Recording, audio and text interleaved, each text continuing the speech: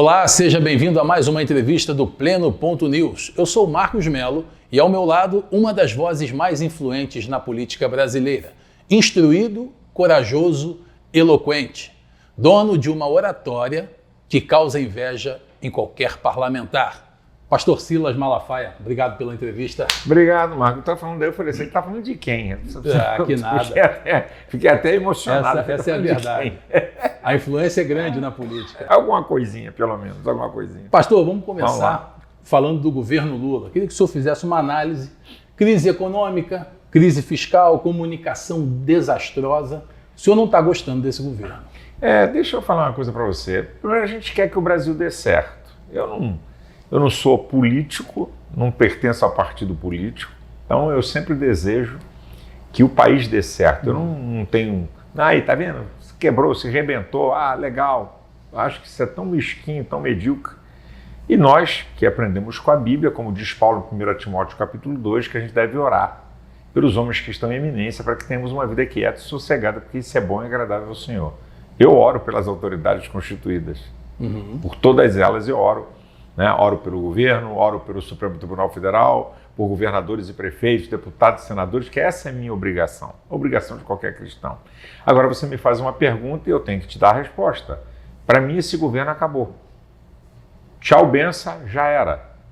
A coisa está tão feia que eles estão aí programando gastar 3 bilhões e meio em publicidade. Só que o povo não come propaganda. O povo não come propaganda, porque pode fazer a publicidade mais bonita que for para enganar o povo, mas quando ele vai no supermercado, quando um dia desse atrás, 30 ovos custavam 10 pratas e um ovo hoje custa R$1. 40 pratas um pacotinho de café. 35 pratas, 5 quilos de arroz e vai por aí afora. Então, esse governo já foi esquecendo de dizer assim, o último que sair, apaga a luz e fecha a porta. Vou dar aqui algumas coisas, segundo informações, tenho alguma informação. Existe ministros que não falam com Lula há uns 100 dias. Não falam, são ministros, estão lá. Eu, ao olhar a ação desse governo, ele recebeu o Brasil com superávit de 50 bi. Sim. Ele recebeu, não adianta vir com a conversa fiada. No primeiro ano tinha mais de 230 bilhões de déficit. As estatais que no governo Bolsonaro estavam dando lucro, prejuízos monstruosos. Está aí o Correio. Verdade. Está aí. As estatais no governo Bolsonaro deram 70 bi de lucro, hoje estão dando prejuízos monstros. Ele aumentou a máquina. Como é que você quer falar em ajuste fiscal se você aumenta o número de ministérios e, evidentemente, de nomeações para poder agregar toda a turma, acomodar todo mundo, aquela velha turma que deitou e rolou, que voltou de novo. Então, o camarada aumenta de 23, se eu não estou enganado, para 39 ministérios. Aumenta de 23 para 39 ministérios. Aumenta, então, com isso, a despesa. Então, vai enxugar onde? Vai apertar onde? Então, esse governo, nós estamos vivendo um momento difícil de um governo que está fazendo uma bobagem atrás da outra, sem rumo econômico direito e vive de bravata e dos amiguinhos da mídia que apoiam eles.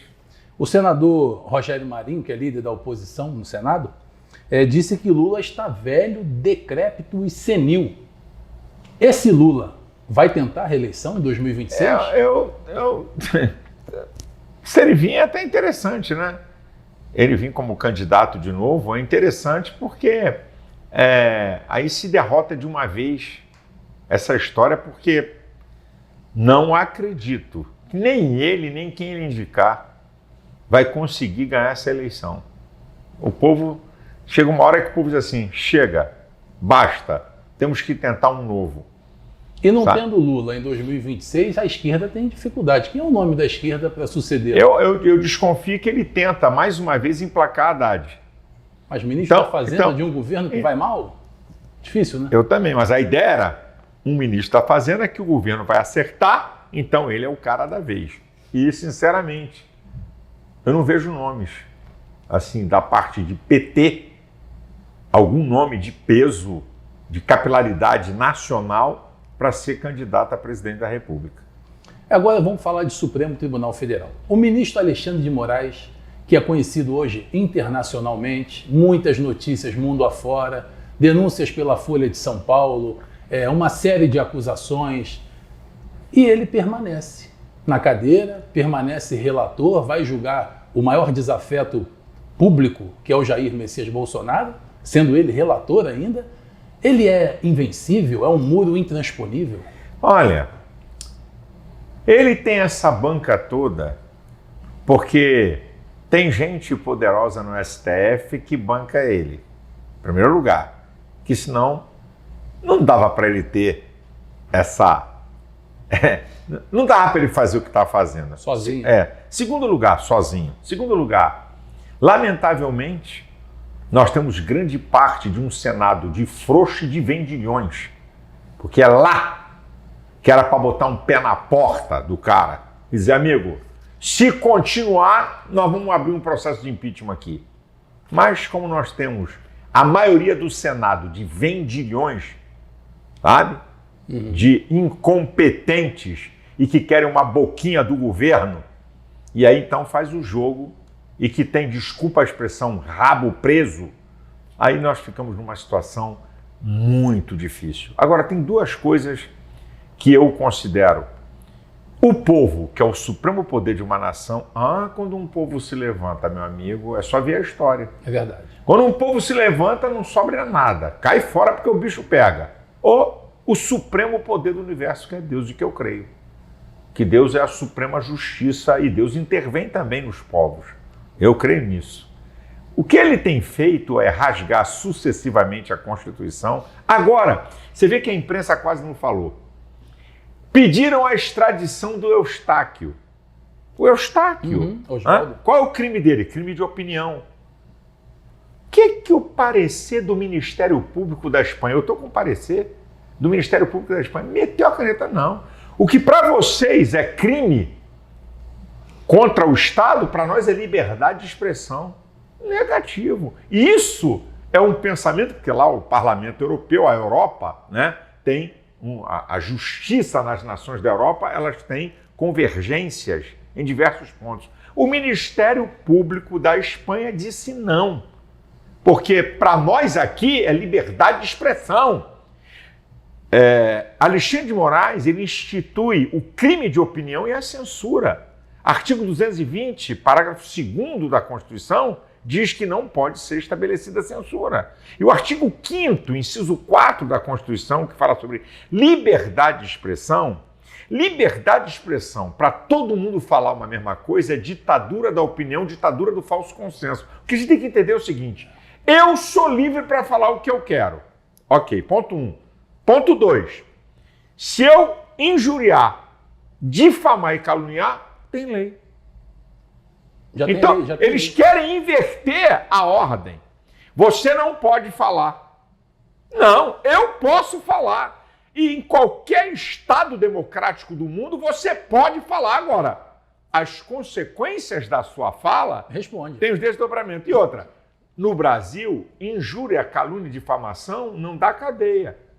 Ou você paga grana ou serviço.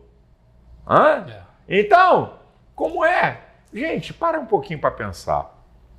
José Dirceu não foi longe, não. Nós estamos falando de 2018. E o Damus, deputado do PT, o Damus disse, tem que fechar o STF. José Dirceu disse, tem que tirar o poder do STF. Ué, ninguém fez nada.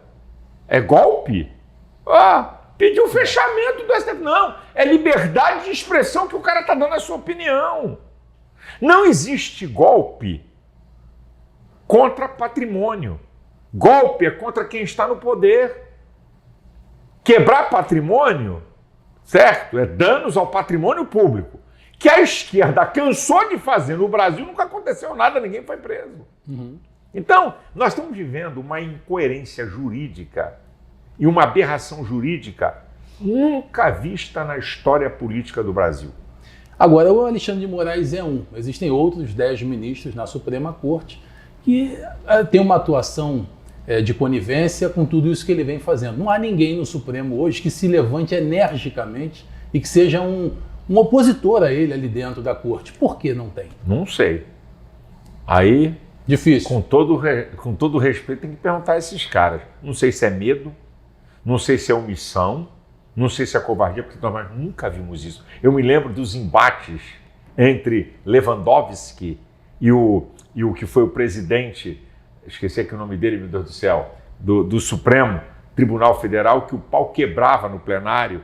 Joaquim Barbosa? Joaquim Barbosa, pau quebrava. Lewandowski e Joaquim Barbosa. Gilmar Mendes. Barroso e Gilmar Mendes. Porque isso aí é isso aí. Agora, uma unanimidade na Suprema Corte, eu acho terrivelmente estranho isso. Então, e quando condenado, vamos imaginar que lá na frente Alexandre de Moraes seja condenado por suas práticas. Esses ministros que silenciaram ou que concordaram, participaram de alguma forma, até por omissão, né, disso tudo que ele está fazendo, eles têm que prestar conta também?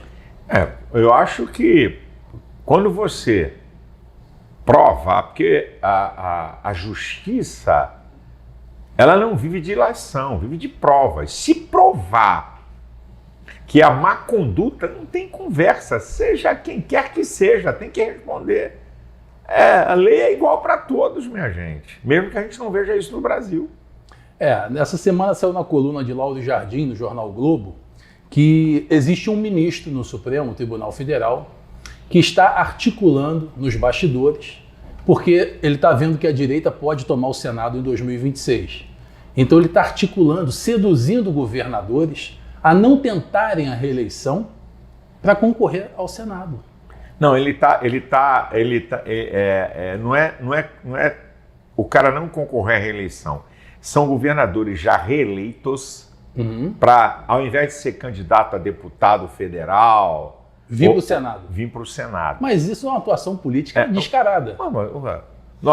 Quer que eu defina? Nós não temos um Supremo Tribunal Federal, nós temos um Supremo Tribunal Político. Esquece. Suprema Corte, não. Supremo Tribunal Político. E estão preocupados, porque se Bolsonaro fizer 30 senadores dos 54, a casa vai cair. A casa vai cair. Essa é a preocupação. Por quê? Elege o presidente do Senado, o presidente da CCJ, e aí, irmão, aí o bicho vai pegar. Então, eu acredito que a melhor saída não é guerra. Não é guerra. Eu acho que não interessa nem ao Supremo e nem a Bolsonaro, à direita, uma guerra. Eu acho que nós temos que buscar um caminho de paz, um caminho sensato, porque essas acusações contra Bolsonaro são as maiores aberrações. Vou mostrar aqui por que Bolsonaro está inelegível. 2 motivos. Número 1, porque se reuniu com os embaixadores. Prerrogativa do presidente da República. Na época, o presidente do TSE, o Fachin, se reuniu com embaixadores. Ele não tem prerrogativa para isso. Como é que um presidente não pode reunir com embaixadores para fazer questionamento? Agora, o segundo motivo, eu tenho participação. O segundo motivo para Bolsonaro se tornar inelegível é fazer evento, abuso do poder político, porque fez evento do 7 de setembro. Quem pagou fui eu, o trio elétrico. Não tem nada a ver com ele. Não tem nada a ver com dinheiro público e não foi no local do 7 de setembro. Então, só isso aí já é uma vergonha do tamanho, sei lá de quê. E outra, como diz o filho dele, o Eduardo, golpe da Disney. Bolsonaro estava na América. Foi até acusado de ser omisso, de não ter se posicionado entre perder e Lula assumir. Não falou nada, ficou calado com aquele pessoal em frente ao QG. Como é que Bolsonaro... Cadê as provas de que ele arquitetou um golpe? Não tinha uma arma, né? Não tem, cadê essas mulheres, donas de casa, avós presa? Qual a arma? Nem pedra foi pego na mão dela. Batom, pichando... Isso é uma vergonha. Sabe, isso é uma vergonha, isso é uma afronta à inteligência de qualquer um. Agora, no meio disso tudo, tem o Procurador-Geral da República, Paulo Gonet. O senador Eduardo Girão está articulando um impeachment de Paulo Gonet porque entende que ele participa desse esquema todo. Olha, teve uma reunião, meu amigo, 2 dias antes. Gente, isso é uma vergonha. 2 dias antes do indiciamento, em dezembro, pela Polícia Federal de 31 pessoas, teve uma reunião no Palácio da Alvorada. Gonet, Lula, diretor da Polícia Federal, Alexandre de Moraes e mais 2 ministros do Supremo Tribunal. O que é isso? É para combinar? Isso aí é o consórcio do mal. Isso é uma vergonha. 2 dias antes se reuniram, era para ver quem é que vai e quem é que não vai? Vamos botar quem fora e quem está dentro da lista? Gente, eu lamento uma coisa, Paulo Gonet, ele está jogando na lata do lixo a sua brilhante história como procurador. Uma vergonha, uma denúncia baseada no nada, sem nenhuma prova cabal, só falácia, porque fulano disse, porque Beltrano falou aquilo, sem uma prova cabal de golpe. E a delação do coronel Cid mudou 11 vezes, amigo, com ameaça de Alexandre de Moraes. Gente, pelo amor de Deus, você não precisa apoiar Bolsonaro, não. Isso aí já é outra história. Vamos ter senso de justiça. Isso é uma vergonha o que nós estamos assistindo no Brasil. Agora, falando da direita e as eleições de 2026, se Jair Bolsonaro não puder concorrer, a justiça for com esse posicionamento até o final e ele não extrapolar o prazo, ele não puder concorrer, eu quero saber, para Silas Lima Malafaia, quem é o nome da direita na ausência de Bolsonaro? Não, em primeiro lugar, deixa eu dizer uma coisa para você. Eu conjecturar sobre algo que ainda não aconteceu é um negócio muito difícil. Se você me dissesse, Bolsonaro foi preso, aí eu tinha uma resposta para você. Eu Bolsonaro acabou de ser preso. Então, Bolsonaro não foi preso, ainda não foi julgado, tem muita água para rolar debaixo da ponte. Então eu quero ser honesto com você. Eu não tenho medo de falar nada, tanto é que eu estou desconfiado que não tem um brasileiro que gravou tantos vídeos questionando Alexandre de Moraes como eu. Certo? E não é questionamento bobo, não. É coisa séria, botando para quebrar em cima. E eu chamo de ditador da toga há mais de 2 anos. Mas eu sinceramente, eu tenho dificuldade, sabe? Porque para mim eu dizer assim, se Bolsonaro não está, João das Couve está. É como que eu estou dizendo, não, eu estou achando que ele vai ser preso, eu acho que ele não vai ser. Então, jogar a toalha. Eu só dou essa resposta na hora que disser assim, se caso acontecer, porque vai ser uma vergonha, se caso acontecer, Bolsonaro foi preso, aí sim, aí eu abro a boca. Mas até lá, eu quero ver, porque não é possível não se ter um bom senso para ver que isso é uma aberração sem tamanho.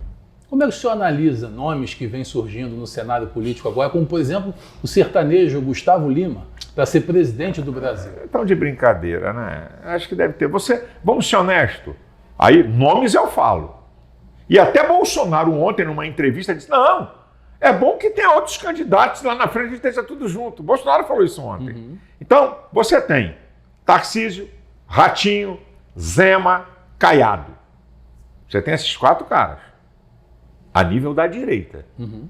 Aí você diz que isso é sério. Isso é, se qualquer um desses caras for candidato, porque são políticos, certo? Tem uma história na direita. Então, esses 4 caras, ou algum outro que possa aparecer, sei lá, algum deputado. Tem a ex-primeira-dama Michele Bolsonaro, que nas pesquisas... a Michele, mas eu acho, que pelo que eu ouço falar, tanto Michele como Bolsonaro, eles não têm intenção, ela não tem intenção. Ela acha que pode ter até a intenção de concorrer ao Senado. Mas ela não tem, por isso que eu não incluo o nome Bolsonaro, dela. na entrevista que nós fizemos com ele, disse que ela viria para o Senado pelo DF, pelo Distrito Federal. Isso é possível mesmo. Então, politicamente, pode ser que apareçam outros. A política é dinâmica, sabe? Pode aparecer um cara que não é nem governador da direita como candidato a presidente. Agora, vamos ser sérios. Vamos parar com isso de paraquedista, de farsante, como vimos aí Pablo Marçal, de querer levar à direita. Vamos ter maturidade e discernimento para essa brincadeira. O senhor resolveu a questão com Pablo Marçal ou mantém a posição? Resolvi a questão? Não tem conversa. O que subiram de hashtag perdão, pastor Malafaia, o que eu falei foi provado quem ele é. Esse cara só aparece a cada 2 anos em eleição, rapaz. Então, minha posição continua firme, só que agora a casa caiu. Porque a eleição de São Paulo mostrou quem é ele. Então, a casa caiu, na minha opinião. Final ali, né? Na reta final e os outros fatos. É. Cadeirada, soco em marqueteiro, e vai por aí afora. Então, se você fala, quem pode ser candidato? Não apenas Bolsonaro, certo? O Zema pode ser candidato, Tarcísio pode ser candidato, o governador de Goiás pode ser candidato, porque é gente que está com capilaridade. Ratinho Júnior, né? Excelente governador do Paraná, pode ser candidato. Então, são opções que existem. O senhor está acompanhando essa ofensiva da esquerda ao Frei Gilson? Frei Gilson que está levando as pessoas, milhões de pessoas, a rezarem na madrugada, e a esquerda se incomodou com isso. A esquerda, ela demoniza qualquer um que é contra eles. E tem um detalhe: se for bandido e virar amigo, está encerrado. É nosso amigo, sabe? É gente nossa, entendeu? Aí tá tudo bem. Então, levar a sério a esquerda é brincadeira. Vivem de narrativas. Narrativas para condenar pessoas, narrativas para destruir a reputação de gente. Eles são experts nesse negócio. E acho que mexeram errado. Eu vi um cara da esquerda, que eu não vou dizer o nome, que eu não vou dar mole para esses caras, mas um cara da esquerda diz assim: vocês perderam o rumo e a cabeça. Se já tem os evangélicos contra nós, agora vamos ter os católicos. Até que o cara parou para pensar, vocês estão dando ao cara a força, e é isso mesmo. E promoveu ele hoje. Terrivelmente. Tá famosíssimo. Famosíssimo. Mais do que já era. É isso aí. Agora vamos falar da manifestação. Copacabana, no próximo domingo, dia 16, às 10 horas da manhã.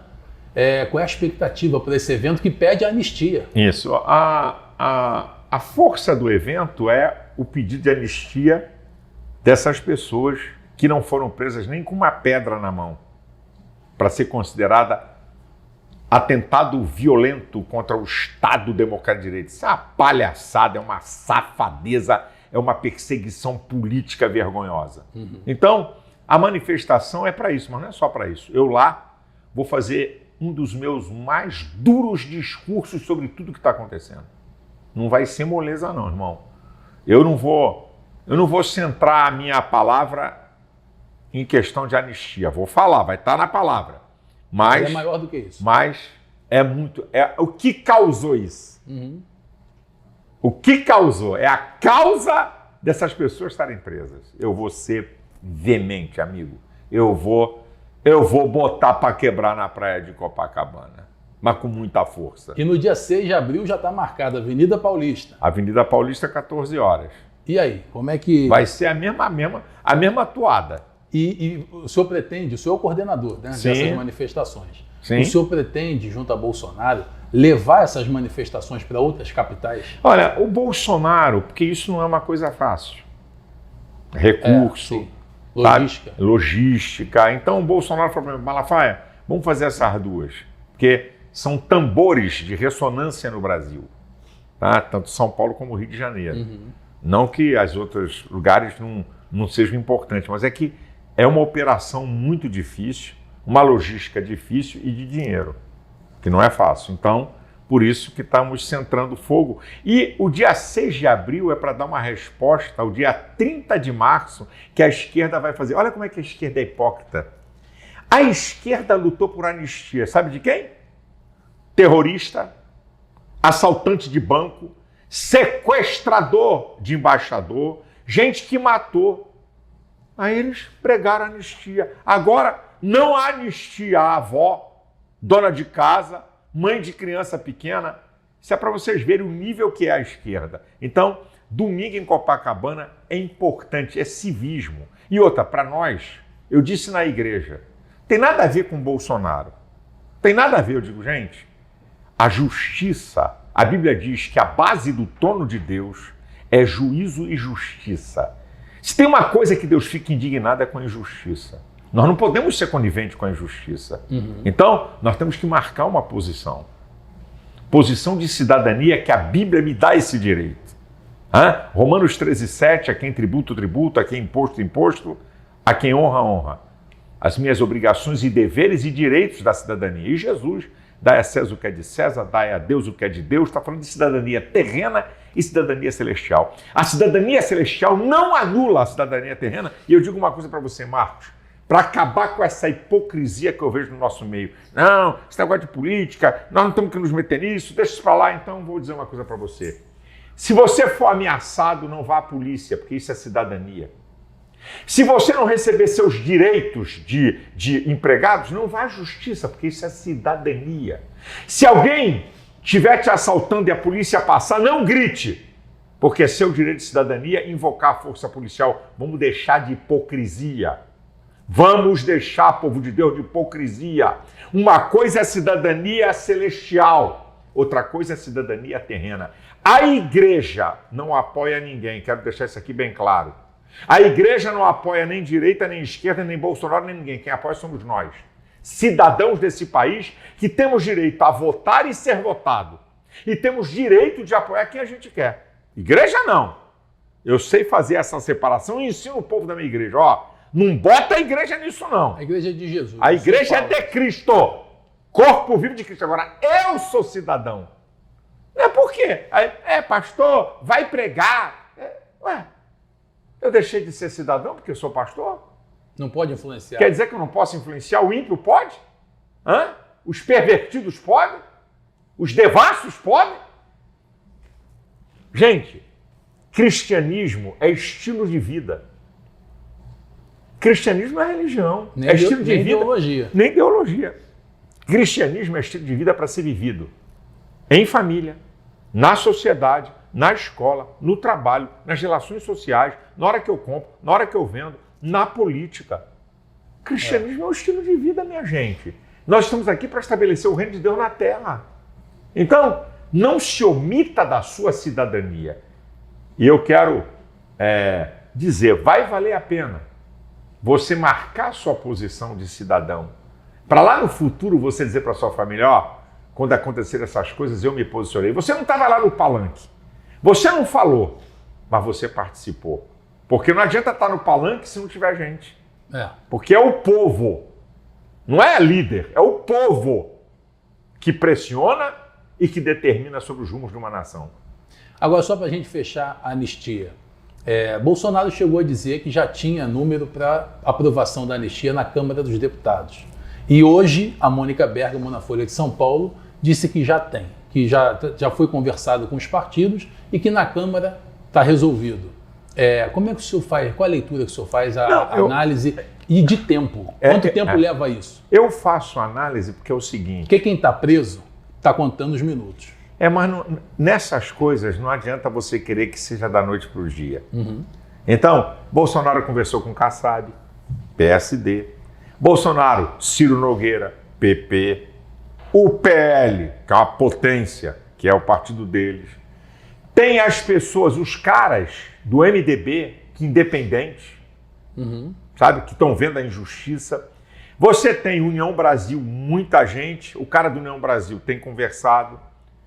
O deputado Marcos, que é da Universal, dos republicanos, tem conversado. Então, o presidente da Câmara, Hugo Mota, ele quer pautar isso quando ele tiver a convicção e a certeza de que tem uma maioria para aprovar. E isso se faz com conversa, com tempo, certo? Porque as pessoas estão percebendo a injustiça que está sendo cometida contra pessoas. Só para você ter uma ideia, em 2014, a esquerda tentou invadir o STF. 30 policiais feridos, 8 em estado grave e vários manifestantes feridos. Em 2017, 35 mil esquerdopatas tocaram o terror em Brasília. Muita gente ferida. Não aconteceu nada. Não foi chamado de golpista. Ninguém foi preso. Então isso é uma aberração. E o povo brasileiro começa a tomar a ciência de que a coisa está exagerada demais. No máximo, essas pessoas tinham que ser punidas por dano ao patrimônio. E outra, cadê as câmeras e os filmes que Flávio Dino escondeu? Ele disse que não tem previsão legal para conservar. O Clezão era membro da minha igreja. Que subversivo é Clezão, que golpista é Clezão. Ele foi ver, estava no lugar errado. Foi preso. A Procuradoria pediu a liberação dele por problemas cardíacos. Alexandre de Moraes não deu e o cara morreu. Então, a mulher com batom perdeu o mané que escreveu lá na estátua. Sabe como é que é o relatório da Polícia Federal? Com equipamento inflamável. Um batom. 14 anos de cadeia. Gente, por favor, isso não é uma questão de você apoiar ou não A ou B. Isso é uma questão de justiça. E tem irmãos nossos. Não é um, nem dois, nem três, não. Irmãos nossos que estão condenados. E que não pegaram uma pedra. Estavam lá na manifestação. Que a Constituição, artigo 5º, inciso 16º, fala que é livre a manifestação. Então, para você ver que país é esse, que estado é esse, e nós temos que nos posicionar. E domingo, 10 da manhã, em Copacabana, o negócio vai ser bonito. Pastor Silas Malafaia, no Pleno Ponto News. Obrigado, pastor. Obrigado, Deus abençoe a todos, Deus abençoe você, sua família, Deus abençoe o Brasil, que venham dias melhores para a nossa nação, que a boa mão de Deus esteja sobre a nossa pátria, sobre você e tua casa. Obrigado, Marco. Obrigado. Continue acompanhando o Pleno Ponto News, porque credibilidade não se negocia.